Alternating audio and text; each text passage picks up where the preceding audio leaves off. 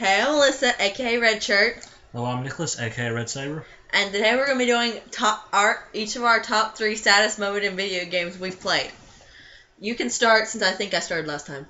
Okay.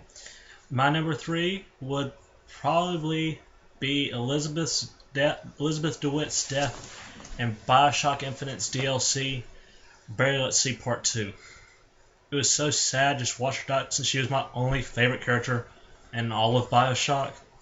And to see how she came from this small, timid little girl trapped in her tower to the strong, independent woman just to know she was going to die, and to accept the fact that she knew she was going to die.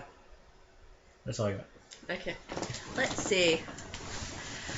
My number 3 is probably going to be the suicide attempt made by Snake in Metal Gear Solid 4 Gun of the Patriots.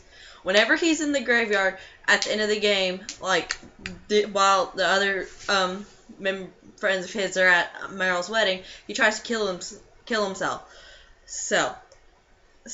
And in the end, he doesn't really succeed, but the fact that it fades to black and cuts away and goes back to Meryl's wedding just makes it like, what?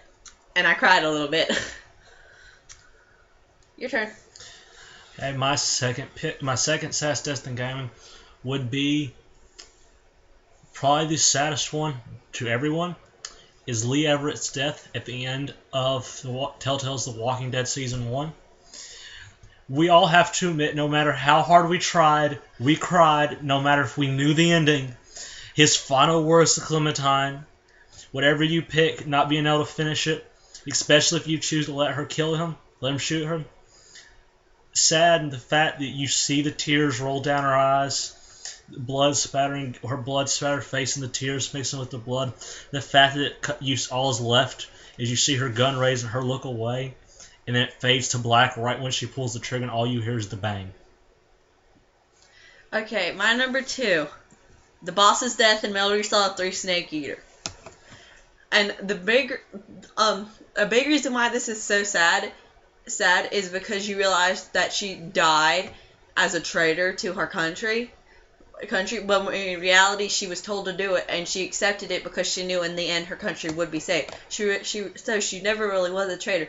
And the fact that you hear Eva telling Snake the story, you see his faith in his country he just slowly lose faith in his country by the end of the thing, and then him saluting her almost in tears at the grave is just terrible, and it made me cry a lot. Okay, before my number 1, I want to do one honorable mention. Fine, I'll do one too. It's Thane Krios in Mass Effect 3. Now, my Mass Effect playthrough, I never lost anyone. Everyone was still alive at the end. Mostly, whoever wasn't died because of plot device. But Thane's death, the one death you couldn't avoid, the saddest death I've ever seen. The fact that he knew he was going to die, he wanted you to spend his last moments with him. It's so sad. So sad. You want to do your number 1? Let me think about my honorable mention for 2 seconds. Okay, I think I got it. Naomi. My honorable mention would be probably when Naomi told her story to Otacon whenever they were shutting down GW at the end of Metal Gear Solid 4. Because Otacon, even no matter a short time as amount it was, fell in love with Naomi. That's why he was trying so hard for him and Snake to save her. But she died of cancer right in front of the little Metal Gear roll around thingy that they had. They had to so Otacon could help Snake. And then whenever he thinks, I'm never gonna hear from Naomi again, she has this video displayed when JW was they were working on shutting down that one proxy AI. And I was just like, stop destroying Otacon. No! The book's on the box, really. Can you get it? The one's on. Why? Let's get the second one on top. While she's doing that favor for me. I hate you all. No, the chair. On the chair. The second book. That one. Just hand it. Oh my god. Hand it. Okay. Well, we did that. My number 1 would have to be Dominic Santiago's death in Gears of War 3. No one cares about your Metal Gear death either. You're a liar and a scoundrel. I realize this. The reason this is my number one, because this was technically the first death in gaming since I've been a gamer since I was 5. And this was probably the first death in a game that really affected me and changed me emotionally. The fact how sad his death was, his last words was to his dead wife, and the fact that there's no volume after bit, it's just the sad music, sad world, it's just the instrumental during his death. And the fact of Marcus, once you see him die and run into the gas station to blow up to kill all the locusts and Lambent, the fact you see Marcus's reaction is actually how my own reaction is. That for them to let him go and to just let Marcus in to get him, it affected me so much that I literally stopped the game and stopped playing it because I couldn't accept the fact he was dead. And it took me till I convinced myself that maybe he's not dead and he'll appear at the end.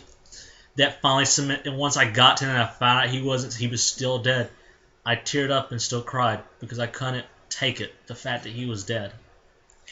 Okay, my number one, Big Boss's death in Metal Gear Solid 4 Guns of the Patriots.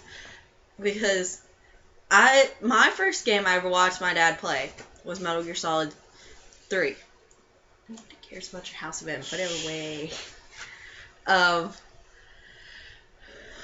And like that was he was the original Snake to me. I didn't even know until I watched my dad play the second one, even though it was completely out of order, that he wasn't the original Snake. He was the prequel Snake. He was Big Boss. Like, so for me, that one was just a huge punch in the childhood, and I was like, no, you need to stop. I'm going to go cry for like 5 hours now. Goodbye. And the fact that he died on the boss's grave just even made that even more nostalgic and sad. And no.